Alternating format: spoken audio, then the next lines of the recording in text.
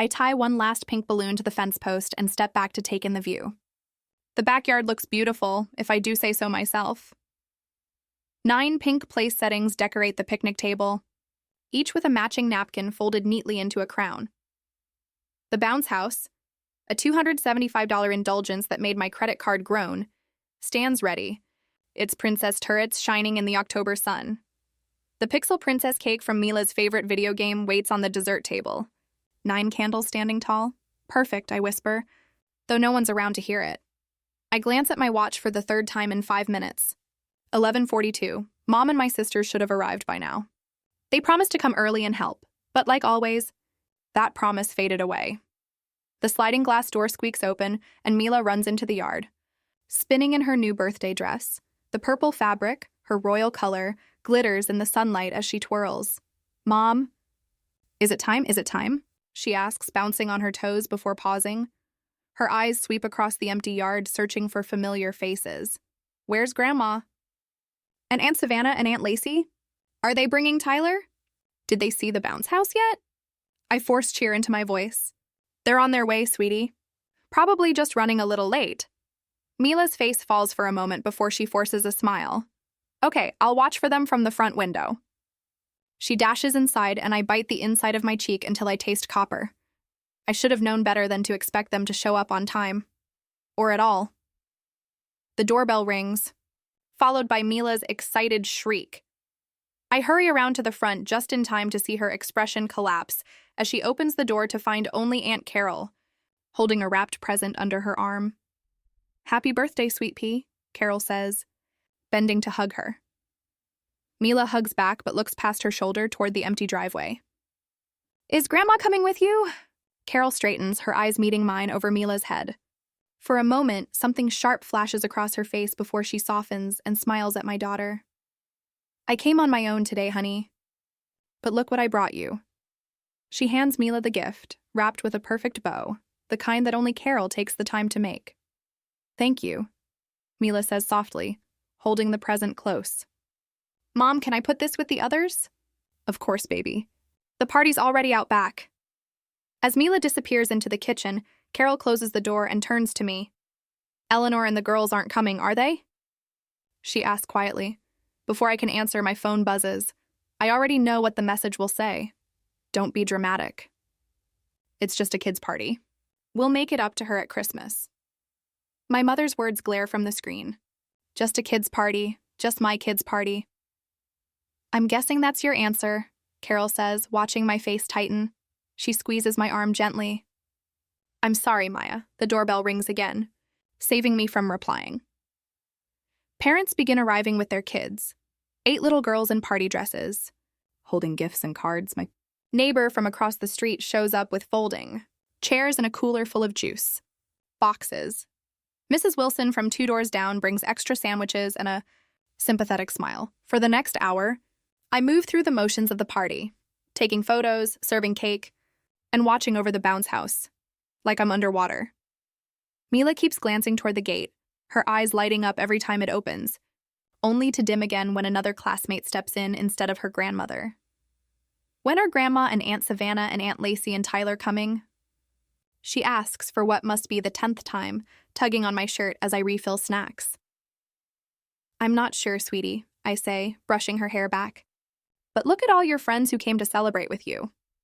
She nods and runs off toward the bounce house, but the slump in her shoulders says it all. This isn't the first time my family has disappointed her, and something in her 9-year-old heart knows it won't be the last. I think back to last Christmas, when I maxed out my credit card to buy everyone gifts, 840 I didn't have, because family matters. 3 months ago, I covered Savannah's salon rent when she fell short, when $650 I'll never see again. Maya can handle it, they always say.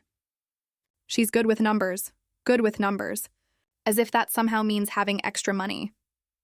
Ever since Dad walked out when I was 20, Mom has treated me like a walking ATM. You're the head of this family now, she told me the day after he left, as if his absence made me the new provider. My phone pings with another notification. Glance at my phone, and my stomach tightens. Savannah just posted on Instagram a picture of her, Mom, Lacey, and Tyler clinking mimosa glasses at some upscale brunch downtown. The caption reads, family first, right? Mom? Mom? Mila's voice cuts through my thoughts. She's standing near the gift table, surrounded by her friends, ready to open presents. I slip my phone into my pocket, force a smile, and walk over. Coming, birthday girl? The girls crowd around as Mila rips into her gifts, thanking each friend with pure excitement. But once the pile is gone, she glances at me, her voice trembling slightly. Did Grandma forget my birthday? The question pierces straight through me. I open my mouth, searching for a gentle answer, but before I can speak, Aunt Carol steps in. Your grandma's got a bad memory sometimes, she says with a wink. Maybe that means you'll get a surprise later. Mila's face brightens at the thought, and just like that, the moment passes. The girls rush back to the bounce house for one last jump before their parents arrive. Carol squeezes my hand. This isn't right, honey. I nod silently, afraid that if I speak, I'll break. When the last guest leaves, I retreat to the kitchen, stacking plates as quiet tears fall into the sink. Through the window, I can see Aunt Carol outside, helping Mila draw a rainbow with sidewalk chalk. Their heads are close together, lost in the moment. My phone buzzes again. A text from Mom. Need $350 for a family emergency. Can you send it today? The plate in my hands cracks as I squeeze too hard. I just stare at the message. And at the timestamp. 48 p.m. Right in the middle of the party she couldn't even bother to attend. Something inside me cracks. Something that's been holding on far too long. I set the broken plate aside, dry my hands, and stare at that message one more time. The time for tears is over. A week later, my phone buzzes on the kitchen counter while I'm packing Mila's lunch, a peanut butter sandwich cut into triangles, apple slices shaped into a smile, and a small note with a heart, just little reminders that she matters. The phone buzzes again. And again. The family group chat. I wipe my hands on a towel and pick it up, my stomach already nodding. It's been a week since Mila's birthday mess, and none of them have reached out. Then the screen lights up with a new message from Mom. Exciting news. Savannah's Sweet 16 venue is booked, $1,850 per guest. Maya will cover Grandma's share since she's on fixed income. Details attached. I nearly dropped the phone. Sweet 16? Savannah is 26. Lacey follows up. Theme is second chance at Sweet 16, since her real one was at the VFW hall. My fingers tremble as I open the attached PDF. There, printed in glossy color, is a sponsorship page, featuring my LinkedIn headshot under Platinum Sponsor, Maya Allen. What the? I bite back the rest of the word, aware of Mila's little footsteps in the hallway. Mama, she says, holding up a Lego piece. Can you help me with the spaceship? In a minute, sweetheart.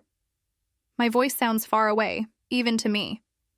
She shuffles back to her room, shoulders drooping, just like at her party. Just like every time my family makes promises they never keep. When her door clicks shut, I sit at the kitchen table and open my banking app. The number glares back at me, $4,113.47. Every cent already saved for Mila's braces next month. On the counter sits a pile of medical bills from when she broke her arm 2 years ago. Insurance handled most of it, but the $200 deductible wiped out my emergency savings. I'd sold Grandma Rose's silver ring, the only family heirloom I had, to cover the hospital visit.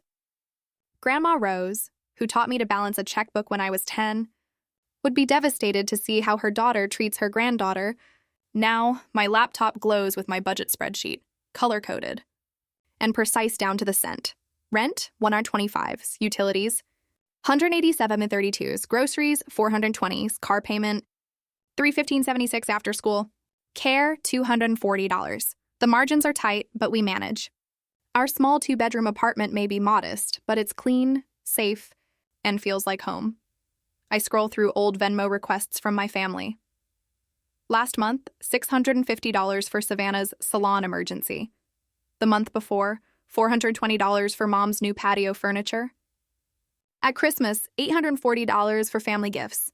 None of it ever paid back. Just a quick thanks, sis. My mother, Eleanor, has mastered the art of emotional and financial manipulation. She uses guilt like an unlimited credit card. I raised you girls on my own, she'll remind me, conveniently overlooking how her reckless spending pushed Dad away. Savannah, My youngest sister at 26 runs a salon that loses money faster than she can dye hair. Every issue is a crisis needing immediate cash. Every loan is just until next month, but next month never arrives. Then there's Lacey, 24, buried in credit card debt from impulsive online shopping. Somehow, her money troubles always end up as my responsibility. The doorbell rings, snapping me out of my thoughts. I've got it. Mila shouts, racing to open the door before I can stop her. I hear Aunt Carol's familiar voice in the hallway. Hello, sunshine. Is your mom home? She walks into the kitchen, arms full with a casserole dish. Her expression tightens when she sees my face. What happened? She asks, setting the dish down.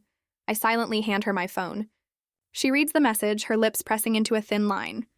They've got some nerve, she mutters, sitting beside me. After skipping her birthday? Not even that, I reply flatly. They went to brunch instead.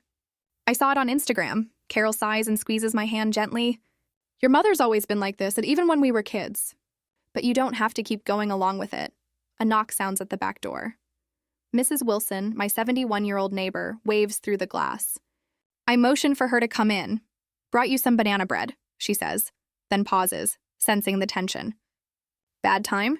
Family drama, Carol explains quietly. Mrs. Wilson nods in understanding.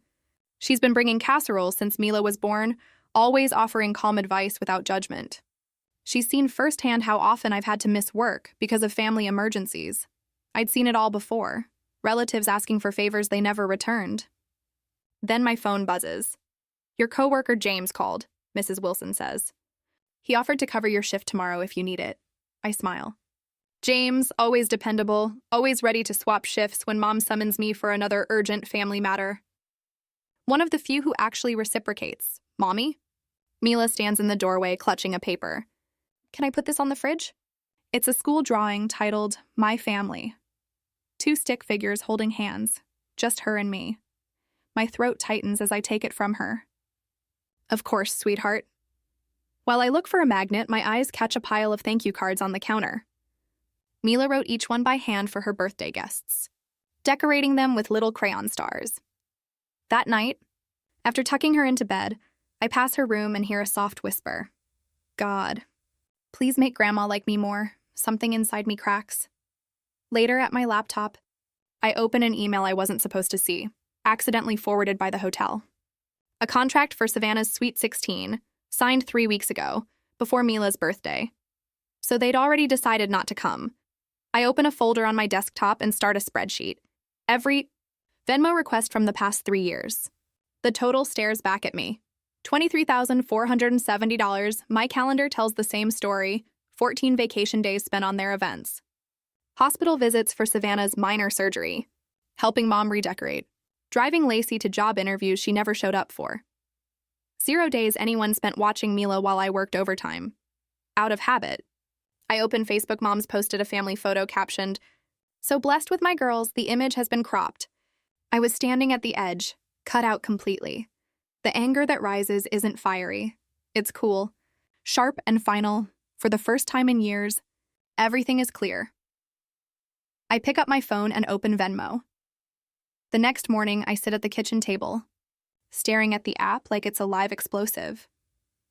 Mom's latest demand glares from my inbox. $1,850 for Savannah's Sweet 16, with me covering Grandma's share since she's on a fixed income, as if my paycheck stretches endlessly. The nerve of it hits hard. They skipped Mila's birthday for this celebration. From the next room, I hear Mila humming, hosting a tea party for her stuffed animals. No cousins, no grandmother, just the ones who never let her down. I tap New Payment. Mom's name fills the recipient line. The amount $1. In the memo, I type one word, Congrats. My thumb hovers above the blue button. One press, and everything changes.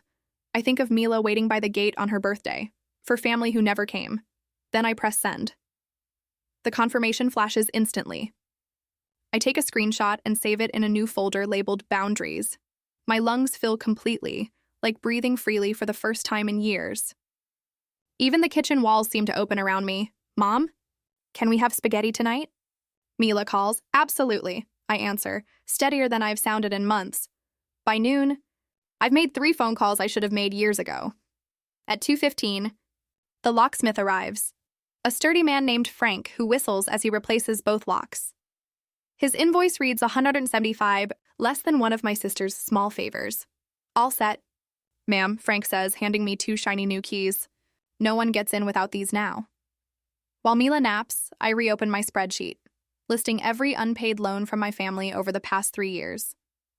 The total hits me again. $23,470, enough for a good used car, or a year of college, or braces for Mila with extra for a vacation. My phone vibrates nonstop all afternoon. I mute it after the 20th text. Instead, I draft an email to the hotel hosting Savannah's event, attaching proof I never authorized using my name or business credentials as a sponsor. The manager replies within an hour, apologetic, confirming my name will be removed immediately.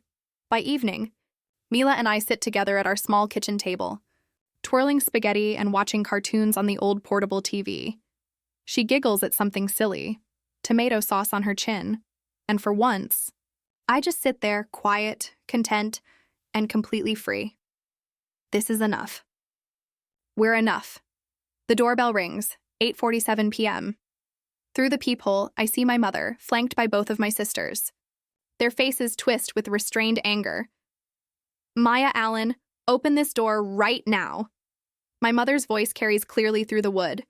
I step back as the pounding starts. The new deadbolt holds steady. Is that Grandma? Mila asks, appearing behind me, eyes wide. Yes, I answer calmly, but she forgot to call before coming over. It's too late for visitors tonight. More knocking. The doorbell rings again and again. You can't hide in there forever, Savannah yells. After everything we've done for you. My phone lights up, text after text. You're betraying this family. How could you humiliate us with the hotel? What kind of daughter behaves like this? Through the peephole, I spot Mr. Patterson across the street, arms folded, watching. The Rodriguez family peers through their blinds. My family has turned into a public scene. But for once, I'm not rushing to smooth it over. Should we let them in? Mila whispers, clutching my leg. No, honey, I reply softly. Remember what we said about people respecting our home? This isn't respectful. The flash of red and blue lights fills the room. I close my eyes briefly. Of course they called the police. When I open the door, Officer Thompson stands there. I recognize him. He coached Mila's soccer team last spring. Evening, Miss Allen, he greets, his tone polite but professional. We got a call about a family dispute, something regarding threats and a missing heirloom. Behind him, my mother straightens, puffed up with false confidence. She's refusing to return property that belongs to us, she declares, and she's been sending threatening messages. I feel Mila's small hands clutching the back of my sweater as she hides behind me, her stuffed rabbit pressed to her chest. May I come in for a moment? Officer Thompson asks quietly. At the kitchen table, I show him everything. The texts, the emails, the receipts, even a screenshot of my $1 Venmo payment. I've been supporting them financially for years without repayment, I explain. I changed my locks today because I'm setting boundaries. There are no heirlooms, no threats, just me finally saying no. He scans through the evidence, eyebrows occasionally lifting. When he's done, he leans back slightly. They're used to relying on you, he says. When you start setting limits, people struggle to adjust. He steps back outside to speak with my family. I watch as their confidence falters. Minutes later, they head to their cars. My mother points sharply in my direction before driving off. After double-checking the locks, I find Mila sitting on her bed, her legs dangling. Mom, she asks softly, am I not important enough? Is that why Grandma and my aunts didn't come to my birthday? Her question hits hard. I kneel to meet her eyes and take her hands. No, sweetheart, I tell her. You're the most important person in my life. That's why I have to protect us from people who don't treat us with love and respect. My phone buzzes again. A message from my mother, you'll regret this. Family is everything. I delete it and tuck Mila into bed, pulling her blanket to her chin. It's just us two, I say with a gentle smile. And that's more than enough. After she drifts to sleep, I check my phone one last time. A text from Aunt Carol. You did the right thing. They're angry, but the truth is with you. Another from Mrs. Wilson next door. Those brownies on the counter won't eat themselves. You stood your ground today. A message from my coworker, James. Need extra shifts to rebuild savings? I can trade you Tuesday for Saturday, and an email from Mila's teacher. She seems happier this week. Everything okay at home? I set my phone down and exhale deeply. The house feels different, lighter somehow. For the first time, the walls no longer feel like they're closing in. I spent years trying to hold a family together and never noticed a quiet community forming around us. One person at a time. Tomorrow will bring new challenges. But tonight, I sleep, free of the weight I've carried for far too long. My phone buzzes at 6:30 a.m., waking me before my alarm. I squint at the screen and my stomach sinks when I see Savannah's name. It's not a text, just a Facebook notification. Savannah Allen mentioned you in a post. I already know what's coming. I tap it, and her profile loads, revealing a long status update. When toxic people reveal their true selves, some claim to value family, until they're asked to help out. Then suddenly they're too good for everyone else. I guess money matters more than memories for some. There are already 17 comments, mostly from distant relatives and old classmates I haven't heard from in years. So sorry you're dealing with this, sweetie.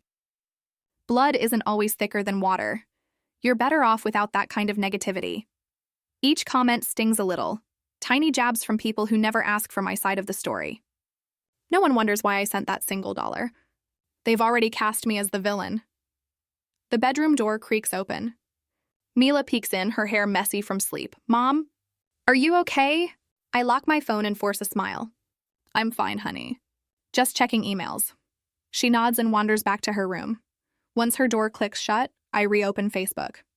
My finger hovers over the comment box as explanations and defenses swirl in my head. Years of proof and context ready to spill out. Instead, I type 5 simple words. I wish you all well. Then I close the app, log off, and slide out of bed. The kitchen feels strangely lighter this morning. Even after the online ambush, I pour cereal for Mila, make coffee, and check her homework, ordinary tasks that suddenly feel freeing without the constant pressure of family expectations. As I wash the dishes, my phone rings. The number isn't saved, but the area code looks familiar. I hesitate, then answer. Maya? It's your Uncle Robert, my father's brother, a voice I haven't heard since high school graduation. Uncle Robert? Wow, it's been a long time. I know, he says, his tone older, rougher. I heard about Eleanor and the girls. My shoulders stiffen. How? Small-town gossip. And your mother called me, probably trying to gather support. He lets out a low chuckle. Just thought you should know. You're not the first person she's done this to. The dish nearly slips from my hands. What do you mean? Why do you think your father left? 20 minutes later, I'm sitting at the kitchen table, staring at a photo Uncle Robert sent me. Dad at my 5th birthday party. His eyes empty, shoulders slumped. The same look I've seen in my own reflection.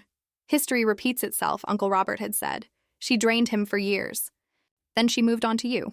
The doorbell rings, pulling me from my thoughts. I open the door to find Mrs. Wilson from 2 doors down. Holding a casserole dish chicken and rice, she says, pressing the dish into my hands before I can object. The ladies from Street Marks will bring more tomorrow. Mrs. Wilson? That's really not. She interrupts gently but firmly. We've been watching. Some of us have stood exactly where you are. Family can be wonderful, or it can pull you under. Before I can respond, she places a comforting hand on my arm. We take turns watching when certain cars drive by. Just so you know. She walks away before I can properly thank her, the warmth of the casserole dish spreading through my palms.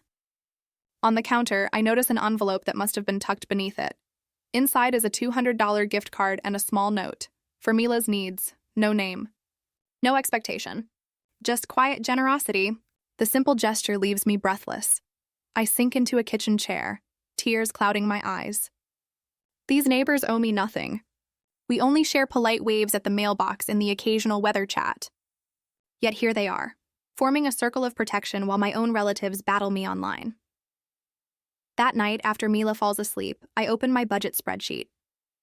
For the first time in years, I calculate without factoring in family emergencies. The numbers shift. I see $730 a month, money that's been disappearing into my family's endless demands. $730, enough for Mila's braces with extra left over. Enough to start the education fund I've been dreaming about since kindergarten.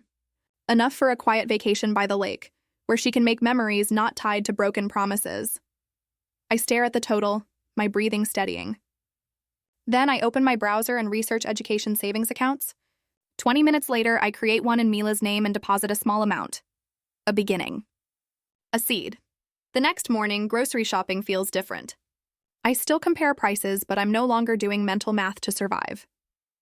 At checkout, I add a bunch of tulips, $24, for no reason other than they're beautiful and will brighten our table. That small act of freedom makes me smile all day. On Saturday, Mila wanders into the living room as I fold laundry. She's wearing her favorite rainbow pajamas, now a bit too small, but still her favorite. "Aren't we going to Aunt Savannah's party today?" she asks casually. My hands freeze mid-fold. "What?" "The Sweet 16 party," she says. "It was on your calendar. Taylor's going, her mom's friends with Grandma." A familiar guilt hits me, sharp and metallic. Should I reconsider? Am I being too cold? The old reflexes start to whisper, but Mila shrugs. "I don't really want to go anyway. Those parties are boring. You have to wear itchy clothes and fake smiles." Decision made. How about the park instead? The basketball courts should be empty. Her eyes light up. "Can we get ice cream after?" "Absolutely." Hours later, we're in a booth at Dairy Dream, sharing a $7 sundae. Chocolate fudge drips down her chin as she laughs about beating me at horse. Her joy feels light and unfiltered, nothing like the forced smiles at family events where she used to beg for scraps of attention. A woman at the next table smiles. "Would you like me to take your picture?" I hesitate, then hand her my phone. She snaps us mid-laugh, messy, unposed, utterly happy. When she returns it, I glance at the photo. It's nothing like my mother's carefully arranged Christmas portraits, where every grin is practiced. "I like this better than a fancy party," Mila says. Spoon diving back into the sundae. So do I realize. So do I. My phone buzzes that night, with a message from Aunt Carol. Dry my hands with a dish towel and check my phone. "You dodged a bullet," Carol's message reads. Sweet 16 disaster. Complete train wreck. I sink into a kitchen chair, caught between curiosity and relief. My thumb hovers over the call button, but before I can press it, the phone rings, Carol's name flashing. I answer. "What happened?" I ask quietly, making sure Mila can't hear from her room. Carol's laugh crackles through the speaker. "Where do I even begin?" "They seated your mom next to the smoke machine," I sigh. "You know how her asthma gets." "She spent half the night coughing and complaining," Carol continues. "Of course she did." I can picture her now, dramatically waving her hand in front of her face, making sure everyone noticed her discomfort.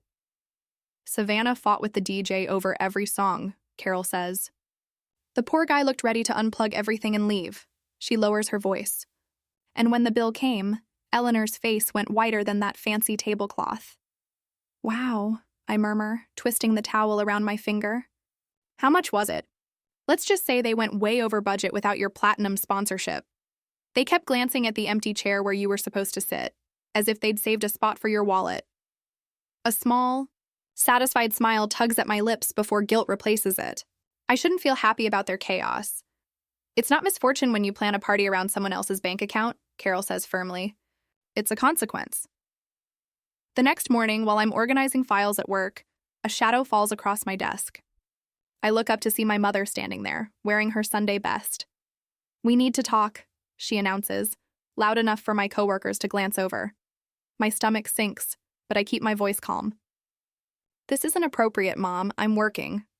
She places her purse right on top of my spreadsheet. "Family comes first." I stand and gently guide her toward the break room. 10 minutes, I whisper. Inside, she launches into a polished speech about forgiveness and family duty. I recognize bits of Pastor Wallace's sermons woven through. "Speaking of Pastor Wallace," she says, adjusting her pearl earrings. "He called after service. He's worried about the division in our family. He said reconciliation is God's way." I stare into my lukewarm coffee. "Did you tell him why we're divided?" She waves dismissively. "Details don't matter when it comes to family. They matter to me." That evening, I find an envelope in my mailbox, no return address. Inside, a handwritten note reads, "Children need their grandmother. Think about what you're doing to Mila." The next day, Savannah's husband calls. "Just give them what they want," he pleads. Peace is worth the money. Maya. Then comes the Thanksgiving invitation, cream cardstock, gold lettering, and a note at the bottom. Water under the bridge if you contribute $750 for the venue. I place it on the counter beside Mila's school photo. Her smile has grown brighter these past weeks. Later that night, after tucking Mila into bed, I sit at the kitchen table holding an old family photo. Christmas 7 years ago. Dad was still with us then. Mom hadn't yet handed me his financial duties. We're all smiling. Though I remember the argument that broke out 10 minutes later when Dad questioned the credit card bill. My phone lies beside me, Mom's number highlighted. One tap would reconnect us. One call could smooth things over. Just another check. Another withdrawal from my savings. Another promise I'd make to Mila, only to break it the next time they had an emergency. Mila's voice echoes in my mind. Am I not important enough? I slip the old photo into a drawer and replace it with her school picture. The girl with the confident smile deserves better. The next morning, I start drafting a letter, not emotional but factual. Every loan, every missed event, every broken promise listed with dates and amounts. Terms for future contact written in clear, professional language. Boundaries with consequences, even Savannah could understand. I make copies. One for Mom, one for each sister, and one for Pastor Wallace, along with a note explaining the financial manipulation he's unknowingly encouraged. It takes me 3 tries to write the final line. This isn't about money. It's about respect. I sign each copy, seal them in envelopes, and send them by certified mail. 2 days later, a small envelope arrives addressed to Mila. The return address reads Bethany Thompson, a classmate who couldn't make it to her party. Mila tears it open at the kitchen table, eyes widening at the handmade card covered in glitter and stickers. Sorry I couldn't come. Happy 9th birthday, she reads aloud. 3 warm bills flutter out. A note adds, for ice cream. I'm saving for a bike but wanted you to have this. Mila holds the money gently, like it's fragile. Mom, can we get ice cream tomorrow?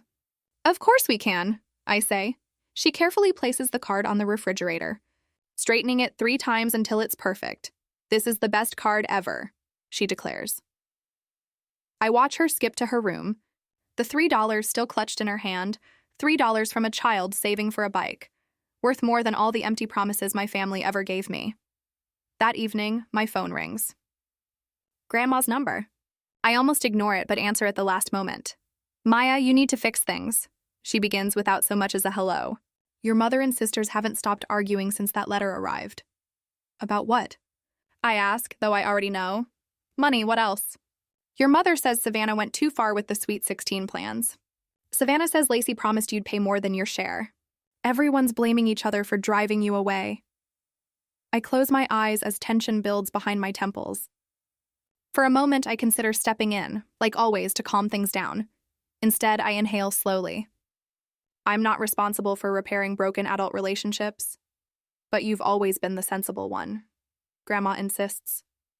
Yes, I reply, watching Mila through her bedroom doorway as she sets her stuffed animals up for a tea party. That's exactly why I'm choosing differently this time. Balancing on a shaky stepladder, I guide the roller across the wall as soft yellow paint brightens our living room. 2 months since that symbolic $1 Venmo payment, and the world hasn't fallen apart. If anything, it feels lighter, literally. Mom, you missed a spot, Mila points out. Her purple shirt sprinkled with yellow specks. Got it, Eagle Eyes. I stretch higher. Painting over the stubborn white patch, what do you think? Better than the old beige? Way better, she says, concentrating on the baseboards. It's like sunshine inside. The front door opens and James from work steps in, carrying a bookshelf effortlessly under one arm. Special delivery, he says. Where should it go? By the window, I answer, climbing down. You didn't have to build it yourself, he shrugs. What else would I do on weekends? Watch golf? His laughter fills the small space, a sound that once would have made me tense, expecting Mom's disapproval about any man visiting. Now, I just smile and help him position the oak shelf where sunlight catches it. Later, Mila organizes her books by color while I admire our teamwork. The calendar on the fridge draws my eye. Movie night scribbled in Mila's uneven handwriting for Friday, park day for Sunday. No family drama. No last-minute money requests. The tightness in my shoulders has finally eased, leaving room to breathe. Mrs. Wilson called, Mila says, setting her Harry Potter books neatly. She wants me to come for knitting lessons tomorrow. Do you want to go? Mila nods, eyes bright. She says I have natural talent. Then, absolutely. I tuck a strand of hair behind her ear, leaving a faint yellow smudge on her cheek. Oops, she giggles and taps my nose with her brush. Now we match. 2 weeks later, Mila stands in front of her third-grade class holding a poster titled My Hero. Her teacher, Mrs. Langston, had mentioned the project, but nothing prepared me for the lump in my throat as Mila reveals her artwork. 2 stick figures holding hands beneath a crayon sunset, with the words, "My mom taught me that love doesn't hurt." That evening, Mrs. Langston's note arrives. Mila seems more confident lately. Whatever you're doing, keep going. I pin it to the fridge beside her drawing with a sunflower magnet. Christmas cards begin to arrive, one in my mother's handwriting. Each line drips with guilt. Families should be together for the holidays. We've all made mistakes. Then a text from Savannah. I miss my niece. Tyler asks about her. Next, an email from Lacey about a family healing retreat in Arizona, $2,300 per person. I actually snort coffee through my nose. I read them all twice, waiting for the familiar pull of guilt, but nothing comes. Just calm certainty as I type my reply to all 3. We've moved forward. I wish you well. Our Christmas tree stands small but proud, decked with popcorn garlands and ornaments Mila made at school. The gifts beneath aren't pricey: a sketchbook, colored pencils, a secondhand telescope. But each is wrapped with love. Mrs. Wilson brings apple cider. James arrives with a cheesy casserole. Aunt Carol drives 3 hours, bringing cookies and warm hugs. I brought something else, Carol says, handing me a leather photo album. The first page reads, Our family of 2 in her neat handwriting. It's beautiful, I whisper, tracing the embossed letters. Room to grow, she says, nodding toward the laughter in the kitchen. January finds me joining a support group for single parents at the community center. By February, I'm volunteering at Mila's school once a month. Uncle Robert, Dad's brother, sends postcards from his travels with kind notes scrawled on the back. We're building something new, steady, brick by careful brick. As October nears and Mila's 10th birthday approaches, I plan a simple picnic with friends who actually show up. Then the mail brings a surprise, a card from my mother, enclosing a crisp $50 bill, no guilt, no strings. Just happy birthday, granddaughter. I think about sending it back, but instead add it to Mila's birthday fund. Boundaries, I've learned, aren't about cutting people off. They're about deciding how you'll let them in. That night, after Mila falls asleep, I sit at our kitchen table writing in the journal Aunt Carol gifted me for Christmas. The words come easily. Real family isn't defined by blood, but by the people who show up when it matters. I glance at the wall, where a new photo hangs, Mila and me, surrounded by Aunt Carol, Mrs. Wilson, James, and Uncle Robert at the park. Below it, a wooden plaque reads, Our family. The house is quiet, filled only with Mila's gentle breathing from the next room. I close my journal, feeling something I haven't in years, home.